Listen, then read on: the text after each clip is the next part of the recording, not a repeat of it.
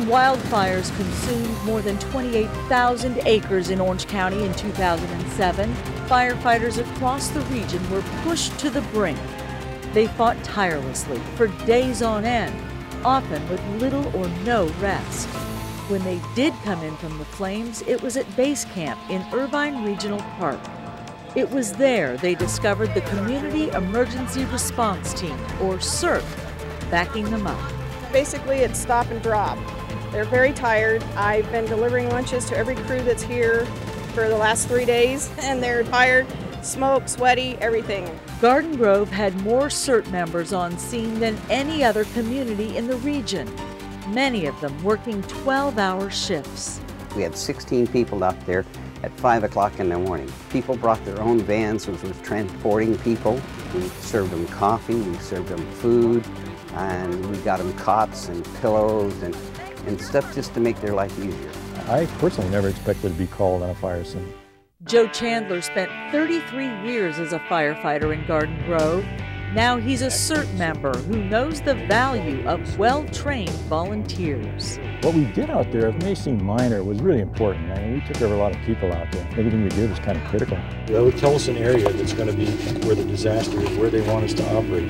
What we really train for is earthquakes, terrorist attacks, floods, things like that. Basic first aid, basic rescue. Give them 2 breaths and back to the chest. CERT volunteers take time out of their weekends to learn life-saving techniques like CPR and basic first aid. Do you feel any pain here? Mm-hmm. You can never predict what's going to happen. You can only prepare. And taking these type of classes through the CERT organization is the best way to prepare.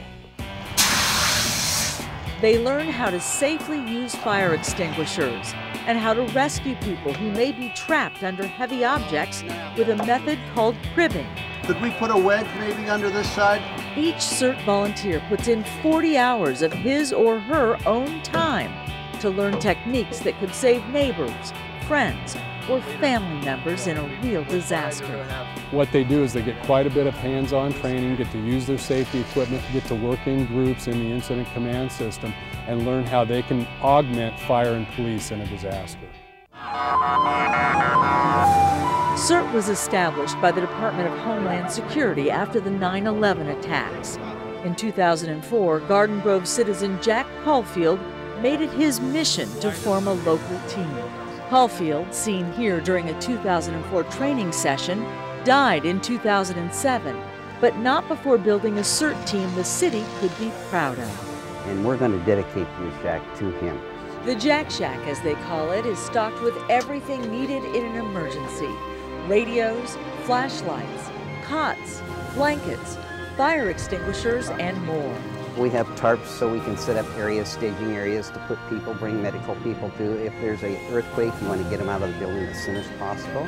CERT volunteers practice the skills they've learned at regional disaster drills like Golden Guardian. It's the next best thing to the real deal. CERT members hope never to see a real terrorist attack, a major earthquake, or other natural disaster. But they continue to train just in case. Those kinds of things, the chances of being called out are slim. However, this is California. 5 minutes from now, we could be called out. The chances are slim, but they're there, and we want to be ready. There's a lot of people that would say, hey, I'm not getting paid for this. These people don't care about getting paid. They care about serving people.